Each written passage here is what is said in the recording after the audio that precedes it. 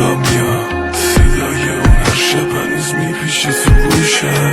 هنوزم شبا میگیم شاید اومد تو خوابم، از خاطر همین بهترین لباسو میپوشم.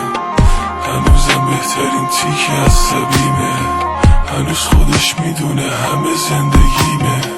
هنوز دلیل نخ به نخ سیگارامه، هنوزم دلیل تمام این بچگیمه. اصلا فکرش نرسید تا کجاها دوستش داشتم. میخواستم هر جوری از فقط بذاره من باشم. شاید اون موقع واسه اینش دلشوره نداشت، اما میخواستم دلیل دلشورهاش باشم.